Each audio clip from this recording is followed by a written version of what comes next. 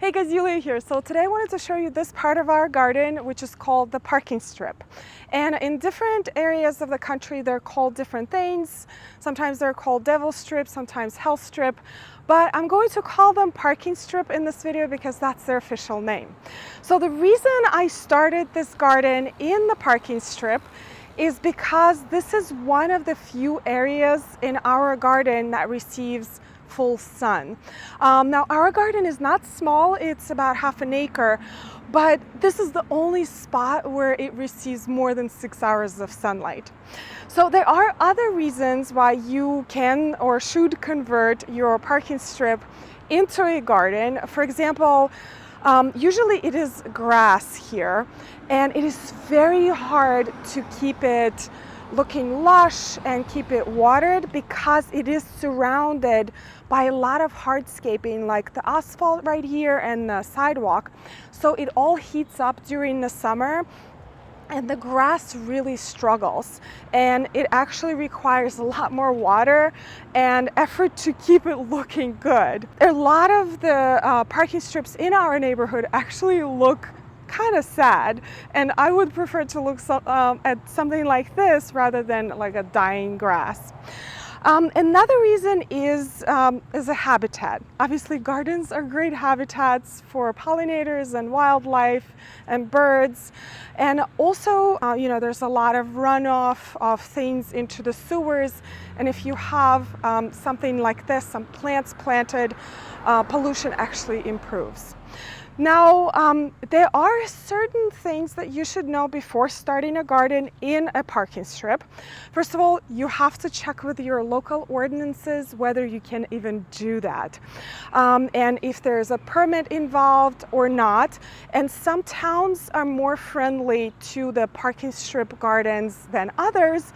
Like, for example, there's a program called Flip Your Strip, where you can actually be compensated for converting your parking strip into a garden because they are welcome in those neighborhoods.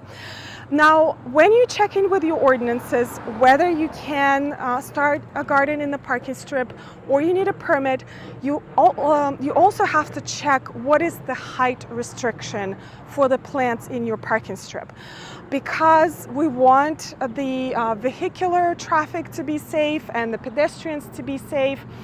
Normally, the height of the plants are about 3 feet tall.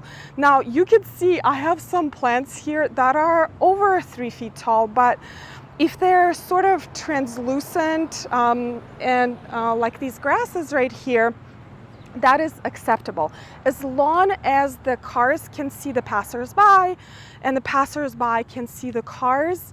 You are okay. Now, you have to especially be careful about the plant heights on the corners of the property. So, for example, right there by the stop sign, we don't have any plants because that is very important sightline. Also, you have to remember how tough this area is, and that is the reason why they are called hell strips or devil strips, because growing something here is a challenge. So I actually will post the plant list of all of the plants that I have here in the description down below, because they are tougher plants. They are drought tolerant. They can deal with all sorts of conditions that northern New Jersey climate can throw at us, because remember, we have sort of extreme climate. We're very hot in the summer and we're very cold in the winters, and we can get quite a bit of a snow load. So this snow load actually is piled up right here in the parking strip, both from the road and from the sidewalk. And also our roads are salted during the winter, so you have to keep that in mind and select perennials that are salt tolerant. And remember about that snow load. That could be a very, very high. In fact, a couple of winters ago, that it could be piled up as high as this. So if you cannot find perennials that can live here year-round, you can plant annual flowers. You can start your flowers in the spring and enjoy a beautiful meadow throughout the summer. In fact, that's one of my neighbors did. He planted this beautiful meadow of annual flowers. It included zinnias and flax and cosmos, and it was just this gorgeous pollinator heaven. And then he can cut it all at the end of the season, and he doesn't have to worry about the snow load or anything like that. Now, about the drought tolerance, a lot of the plants here are drought tolerant, especially the grasses and a lot of native plants that I have here. But our climate, again, is very uneven. Sometimes we get a lot of rain, sometimes we are in drought, and I have to hand water a lot of these plants. And I actually installed drip irrigation here for the very first time in 10 years. So if you're planting something like the dahlias, so these are seasonal plants, they're obviously not going to stay here in the winter. You have to hand water them because dahlias are sort of a thirsty plant, and a lot of other seasonal plants like the annuals that you decide to include here, you may have to hand water, and it is very useful to know where your water source is, so you have to kind of think about how you're going to get the water to your plants. Now, the way I converted this parking strip into the garden is by no dig, no till method, which is basically covering up a grass with newspaper, compost, and mulch on top, and then plant the plants in that space. Another thing that you have to keep in mind that I forgot to mention is that this is the spot where utilities a lot of times are located.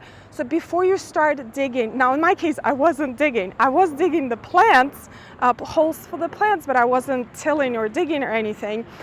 But if you are digging in this space, you have to keep in mind that there are utilities sometimes in this particular spot, like the water, gas line, or electrical. So you have to call 811 in our area, which is called before you dig, and they will come out and they will mark all of the utilities for you. Now, this spot right here, last year, a water company came in and they actually had to replace the water pipes right here. They were very mindful of the garden because it was so beautiful. They knocked on my door and they said, do you want us to dig up the plants and save them and put them somewhere? And they did. They put them aside and actually dug a hole about 8 feet deep. And then they fill it all back in, and I planted the plants. So remember that this garden can be disturbed at some point if the utilities come in and they need to do some work. Anyway, I hope you guys try this if you have a parking strip in your area. I hope you check out the program Flip Your Strip. Again, if you have that in your area, and utilize this unused space in our gardens. Thank you so much, you guys, for watching. I hope you learned something new in this video, and I will see you in the next one. Bye.